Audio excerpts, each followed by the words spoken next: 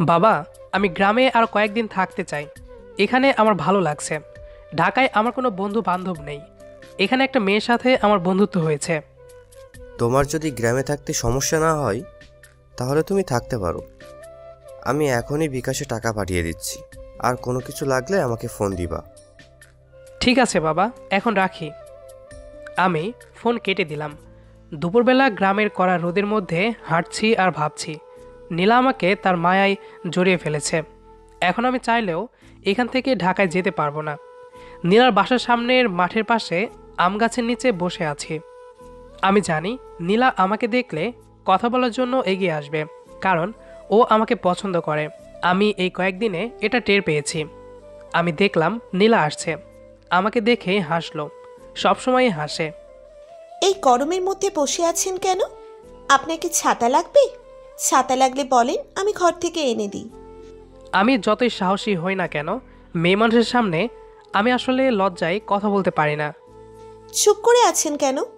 চলেন পোলাপানদের ডাক দিই, ফুল টোকা খেলি। চলো খেলা যাক। পোলাপানদের ডাকা হলো। মাঠের মধ্যে দাগ দিয়ে দুটো টিম বানালাম। আমার টিমে 3 জন, নীলার টিমে 3 জন। তাহলে আমি রাজা আর নীলা হচ্ছে রানী। নীলা হাসলো। আমি এই কয়েকদিন ধরে চেষ্টা করছি তাকে ইশারা ইঙ্গিতে বোঝাতে যে আমি ওকে ভালোবাসি, কিন্তু মেয়েটা খালি হাসে। আমি নীলার টিমের কাছে হেরে গেলাম। এই মেয়েকে বোকা ভেবেছিলাম। এই মেয়ে আমার থেকেও চালাক। ইচ্ছাকৃতভাবে হেরে যাওয়া জিতার থেকে দ্বিগুণ আনন্দ পাওয়া যায়। ও তাই নাকি? আমি একটা উঁচু জায়গায় বসলাম। আমার সামনে নীলা। জানেন, আমি এবার ক্লাস 10-এ পড়ি, কিন্তু আমাকে দেখলে বোঝা যাবে না যে আমি 10-এর ছাত্রী। আমাকে দেখলে মানুষ ভাবে আমি ক্লাস 6-এ পড়ি। আমি মনে মনে বললাম, আসলে তোমাকে দেখলে মনে হয় বয়স 13-14 হবে। মাঝে মাঝে ভাবি তোমার সাথে প্রেম করা কি ঠিক হবে, কারণ তুমি তো এখনো একটা বাচ্চা। আচ্ছা, আমি এখন চাই, আমাকে ছাত্র পড়াতে হবে। নীলা চলে গেল। রাতে নানির ঘরে ভাত খাওয়ার পর অন্য রুমে শুয়েছিলাম। হঠাৎ রাত করে নীলা আসলো। আপনার কাছে কি একটা কলম হবে? আমি বুঝতে পারলাম কলমের বাহানায় দেখা করতে এসেছে। ওর স্বভাবই এরকম, নানান বাহানায় দেখা করতে আসে। আমি আমার নিজের কলম দিয়ে দিলাম তাকে। পরের দিন বিকেলবেলা যখন আমরা ফুল টোকা খেলছিলাম, তখন দেখি কেন জানি আজ ওর মন ভালো না। এমনি সারাক্ষণ হাসি খুশি থাকে সে। আজ কি হলো? খেলার মাঝে থেকে নীলা উঠে গেল। আজ আমি আর খেলবো না।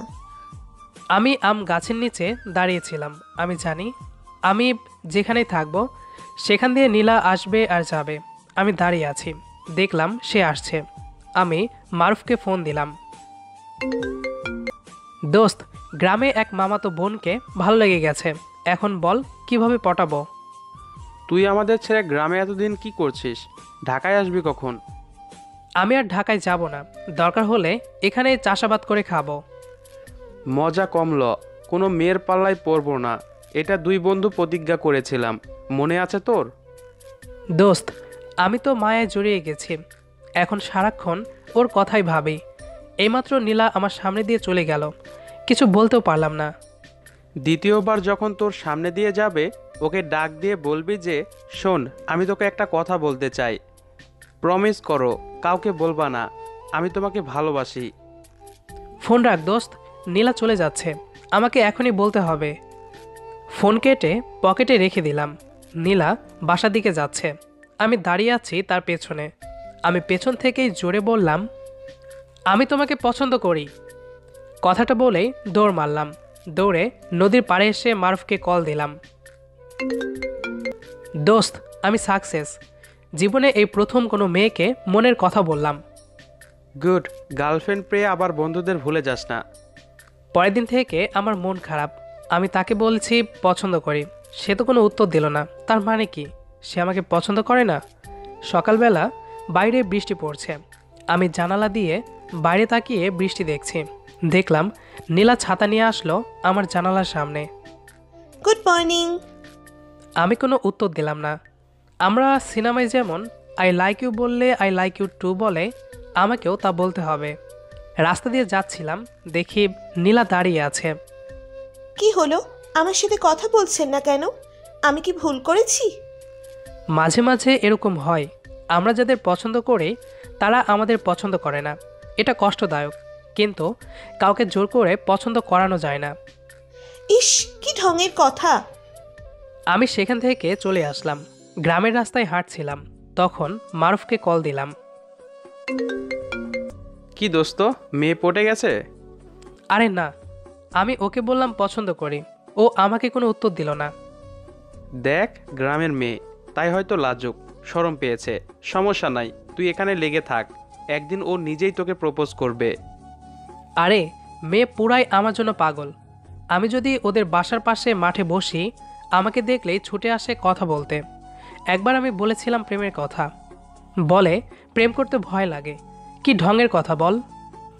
তুই কোনো টেনশন করিস না, প্রথমবার তো, তাই তোর কাছে এরকম মনে হচ্ছে। আচ্ছা দোস্ত, ফোন রাখি। মারুফ ফোন কেটে দিল। আবার কল দিলাম মারুফকে। হ্যাঁ বল, তুই এবার আই লাভ ইউ বল। বল যে আমি তোমাকে ভালোবাসি, তুমিও কি আমাকে ভালোবাসো? যদি হ্যাঁ হয় তাহলে বলো, আর না হলে নাও। ওকে, ধন্যবাদ বন্ধু। আমি এখনই ওকে আই লাভ ইউ বলবো, যে করেই হোক। মাঠে আমার জন্য অপেক্ষা করছিল নীলা। কেমন আছেন? ভালো আছি, তুমি কেমন আছো? ভালো। শুনেছি আপনি নাকি সব দেশের ভাষা জানেন, একটু বলবেন প্লিজ? হ্যাঁ জানি, যেমন স্প্যানিশওয়ালা কেসো এস্টা এর অর্থ কেমন আছো, স্ট্রয় বিয়েন এর অর্থ খুব ভালো, আবার মালয়েশিয়ান ভাষায় আপা কাবার অর্থ কেমন আছো, ছায়া বাইক অর্থ ভালো আছি।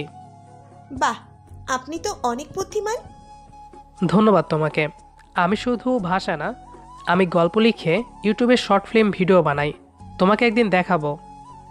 মেয়ে পটানোর নিয়মগুলো গুগলে সার্চ দিয়েছিলাম, সেখানে আসলো নিজের প্রতিভা দেখাও, তাই নিজের প্রতিভা দেখালাম, দেখি যদি পটে। আচ্ছা, আমার আর নীলার মধ্যে তো ভালোই সম্পর্ক যাচ্ছে, এখানে ভিলেনকে তা আমাকে বের করতে হবে।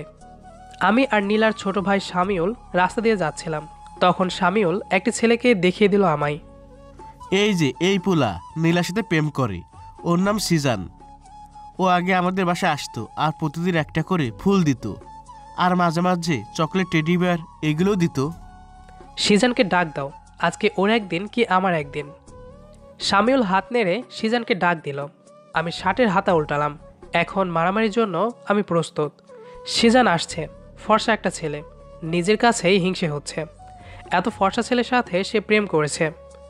এখন এই ছেলে ফ্রি ফায়ারের জন্য ওকে ছেড়ে দিয়েছে, ওকে আমি ছাড়বো না। সিজান এগিয়ে আসলো আর আমি হাত বাড়িয়ে হ্যান্ডশেক করলাম। কারো শত্রু হওয়ার চেয়ে আগে বন্ধু হওয়া ভালো, কারণ শত্রুর চেয়ে বন্ধু হয়ে আমি ওর বেশি ক্ষতি করতে পারবো।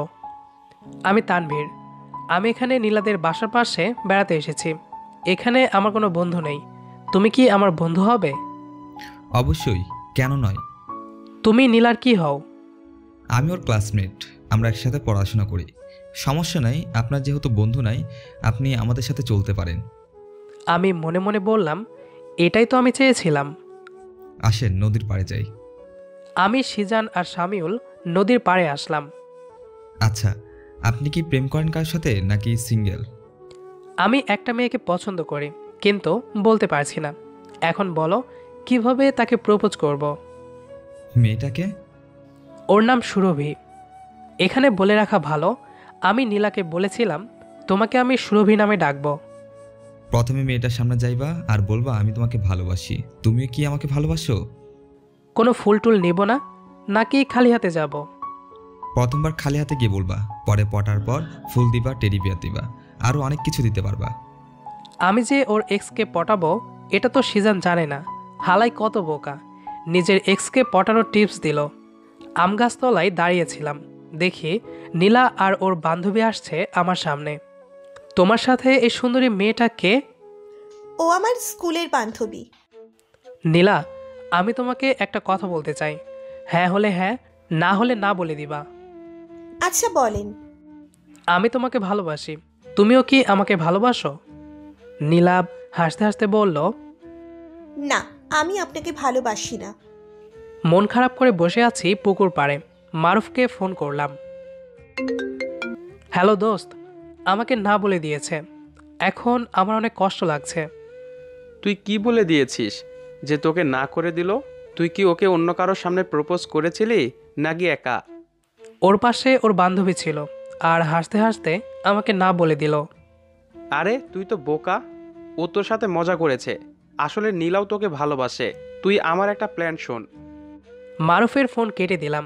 আমার হাতে ব্লেড, হাত কাটতে মন চাইছে কিন্তু সাহস পাচ্ছি না। এই মেয়ে তাহলে এতদিন প্রেমের নাটক করলো? দূর থেকে দেখলাম নীলা আসছে। সে একা আমার সামনে আসলো। তুমি আমাকে ভালোবাসো না, তাই আমি এখন হাত কাটবো। আমার হাত থেকে ব্লেড নিয়ে নদীতে ফেলে দিল। ব্লেড নিয়েছেও তো কি হয়েছে, আমি পুকুরে লাফ দিয়ে মরে যাব, কারণ আমি সাঁতার জানি না। পাগলামি করতেছো কেন? তখন আমার বান্ধবী পাশে ছিল।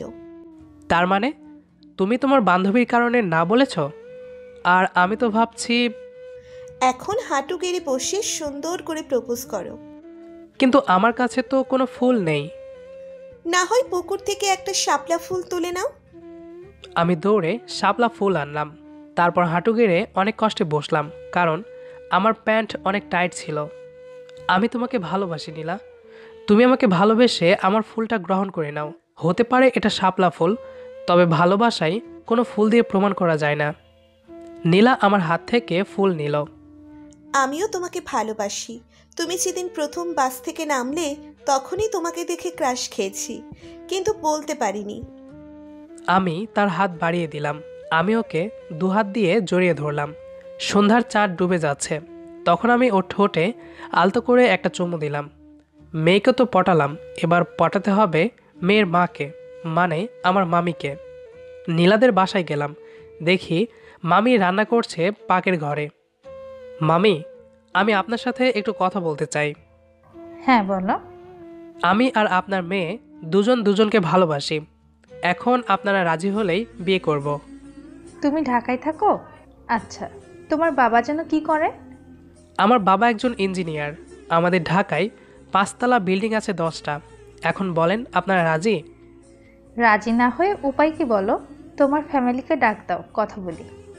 যা ভাবছিলাম তাই। মামি পুরাই গোল্ড ডিগার। আব্বুকে কল দিয়ে গ্রামে আসতে বললাম। আমার আব্বু আবার যে চিজ, মানুষকে কথার মাধ্যমে কনভেন্স করতে পারে ভালো। এজন্যই তো উনি আজ সাকসেসফুল মানুষ। গাড়ি নিয়ে বিকেলবেলা আব্বু এসে হাজির। গাড়ি থেকে নেমেই নীলাদের ঘরে গেলাম। সেখানে বিয়ে পাকাপাকি হয়ে গেল। আব্বু বাইরে আসলো। এখন খুশি তো? অবশ্যই। ওনারা বলছে যে নীলার ম্যাট্রিক পরীক্ষার পরে ওকে উঠিয়ে নিয়ে যেতে। এখন বিয়েটা হয়ে যাক, তারপর এসএসসি পর্যন্ত ওর মায়ের বাসায় থাকবে। আমার পরীক্ষার পর ওকে নিজের বাসায় নিয়ে যাব। আজ আমার বিয়ে। মারুফকে কল দিয়েছি, বলেছে সে আসতেছে। আমি পাঞ্জাবি পরেছি। ওনারা গ্রামে খুব সুন্দর করে স্টেজ সাজিয়েছেন। এমন সময় দেখি সিজান এসে হাজির। আমার সাথে কথা না বলে চলে গেল নীলার কাছে। নীলা কানের দুল পরছিল, তার পেছনে সিজান। তুমি যাকে বিয়ে করছো সে অন্য এক মেয়েকে ভালোবাসে। মেয়েটার নাম সুরভি। আসলে সুরভি আমারই আর একটা নাম।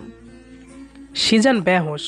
জ্ঞান ফিরলে সে দেখল মারুফ তার দুহাত ধরে আছে। আমি তার 2 পা ধরেছি। এখন ওকে পানিতে ফেলে দিব। ভাই কি করতেছেন আমাকে? প্লিজ ছাড়েন আমায়। আমি নীলাকে ভালোবাসি না। নীলাকে আমি তা এটাই তো জানি না। সমস্যা নাই বন্ধু, তোমার কারণেই আমি নীলাকে পেয়েছি, তাই এটা তোমার উপহার। কথাটা বলে সিজানকে পুকুরে পানিতে ফেলে দিলাম। রাত হয়ে গেছে, এখন সবাই ছবি তুলছে। আজ আমার বাসরাত। ক্যামেরাম্যান ছবি তুলেই সময় নষ্ট করছে। আমি আর নীলা খাটে বসে আছি। ভাই, ছবি তোলা বাদ দেন, এখন রাত হয়েছে, ঘুমাবো। আপনি কালকে ছবি তুললেন। ক্যামেরাম্যান চলে গেল। আমি দরজা লাগিয়ে নীলার কাছে আসলাম। নীলা ঘোমটা দিয়ে রেখেছে। অবশেষে তোমাকে পেলাম। পুরো 1টা মাস তোমার পেছনে ঘুরাইছো। এসব কথা বাদ দাও, চলো না একটু রোম্যান্স করি। না, আমিও এখন তোমাকে ঘোরাবো। 1 মাস কোনো রোমান্স করব না, এখন বুঝো ঠেলা। তুমি তো জানো না আমি গ্রামের মেয়ে, আর গ্রামের মেয়েরা যা চায় তাই করে। কথাটা বলে লাফিয়ে পড়লো আমার ওপর। তুমি রোম্যান্স না করতে চাইলে করো না, আমি তো করবই। ওকে, শুরু করো। নীলা আমাকে চুমু দিতে শুরু করলো। এমন সময় দরজায় কে যেন টোকা দিল। বাসরাতেও শান্তি নাই। দরজা খুলে দেখি মারুফ। দোস্ত, তোর কাছে কি ডার্বি বিড়ি হবে? না দোস্ত, রাস্তায় গিয়ে কিনে নে। টাকা দে। আমি টাকা দিলাম আর মারুফ আমার হাতে একটা প্যাকেট দিল। এটা কি? খেলার সময় কাজে লাগবে। ওহ, বুঝছি, ধন্যবাদ, এখন যা। আমি দরজা বন্ধ করলাম। এখন এই জ্যোৎস্না রাতে আমার বাসরাত কেটে যাবে আনন্দভরা ভুবনে। আমাদের আজকের গল্পটি আপনার কাছে কেমন লেগেছে সেটি অবশ্যই কমেন্ট করে জানাবেন। দেখা হবে আবারও নতুন কোনো গল্প নিয়ে। সে পর্যন্ত আমাদের সাথেই থাকুন। ধন্যবাদ সবাইকে।